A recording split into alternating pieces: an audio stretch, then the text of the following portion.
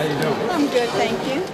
Members of the National Association for the Advancement of Colored People are gathering in New York City this week for their annual convention. The country's largest civil rights organization celebrates its 100th anniversary, the same year the first black president of the United States took office. As he did last year during the campaign, you know, it is always humbling to speak before the NAACP.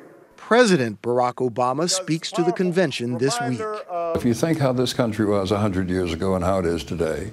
NAACP chairman of the board, Julian Bond.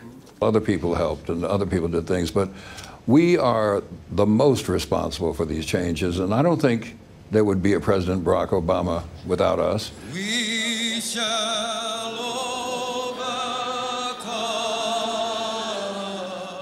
The country and the NAACP have traveled a great distance in a century.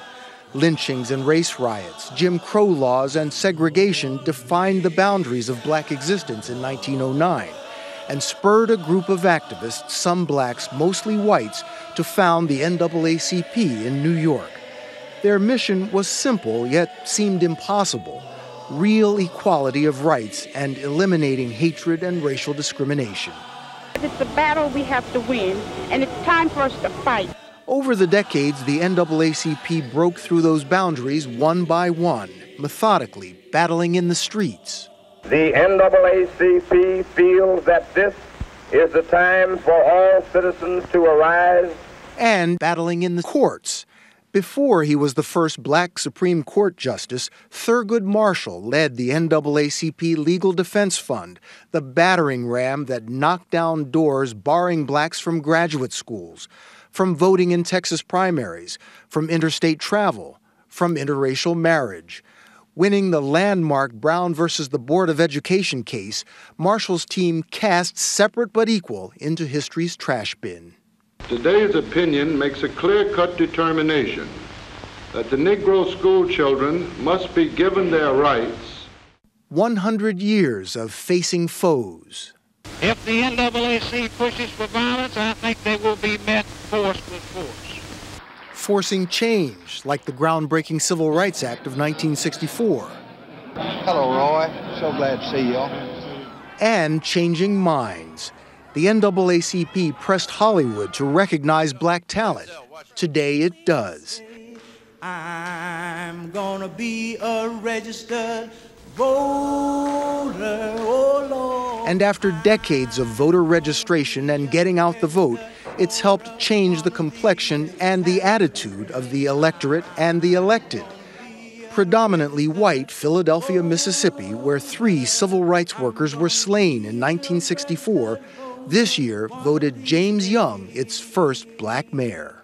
We've had some dark history, but this election proves that there are a lot of minds that are changing. So here I am in Pueblo. 91-year-old Lula Mae Clemens has lived that change.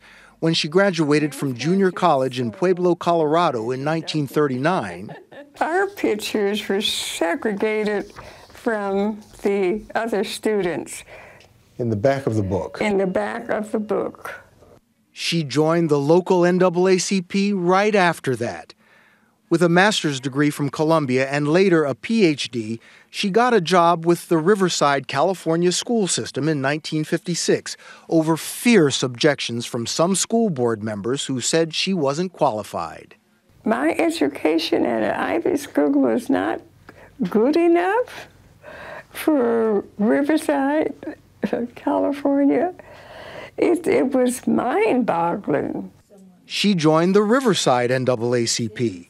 Longtime members of the chapter remember their struggles. Gay Caroline. And I went to the segregated school. Emil Moore. I used to get calls.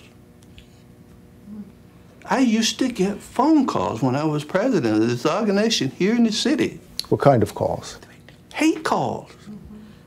It's humiliating. Mm-hmm. Miley Davis. That's why we fought. We will try to talk it out first. All in favor of that, please signify by the usual sign of aye. Woody Rucker Hughes is current president of the Riverside chapter of the NAACP. We don't have a problem in terms of putting our feet to the street, but when we do, we don't retreat.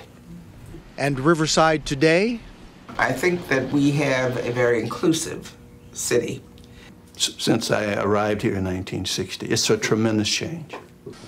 Change unimaginable 100 years ago. A black president who addresses black issues unflinchingly. Any fool can have a child. That doesn't make you a father. It's the courage to raise a child that makes you a father. An Attorney General, Eric Holder, dedicated to equal justice. In racial terms, the country that existed before the civil rights movement is almost unrecognizable to us today. Which some say begs the question, is the NAACP needed anymore? Is it even relevant? Is it time for the venerable organization to say, mission accomplished? I ask myself the question, if the NAACP disappeared, would anybody notice? And I had to say, I don't think they would. Clarence Page is a Washington-based syndicated columnist for the Chicago Tribune. Their agenda is complete. It's accomplished. They actually did it by the end of the 60s. The troubles afflicting black America, colored people, have more to do with poverty and economics than with discrimination. May I remind everybody, we got an African-American president now? Well, remember, we are not the National Association for the Advancement of One Colored Person. We're the NAACP, Association for the Advancement of Colored People. Julian Bond. We crossed a barrier, we haven't crossed the finish line. This country needs the NAACP because when we lift up even one community, we ultimately improve the way that all people in this country are treated. Benjamin Todd Jealous is the next generation, the new 35-year-old president of the century-old organization. While we were the children of the dream, we had come of age just in time to find ourselves the most murdered generation in this country and the most incarcerated generation on the planet. Jealous and Bond say with one of 15 black males behind bars, with black students in inferior schools, with almost half of black homeowners in subprime mortgages, NAACP National Headquarters. There's plenty of work to do. We've sued some of the nation's leading mortgage companies, charging that they targeted racial minorities for these subprime loans that they knew the people couldn't pay back, and they did it deliberately. I think it's hard sometimes for people who remember when there was a big iconic enemy like Jim Crow. That icon is broken into a whole bunch of different villains. Predatory lending, over-incarceration, schools that are falling apart. The NAACP says its goal is to one day work itself out of business. We like to hope that the day will come when we can look around and say that the gaps between blacks and whites in this country have vanished and disappeared, and if it takes 100 years more, we're going to keep trying. Happy birthday!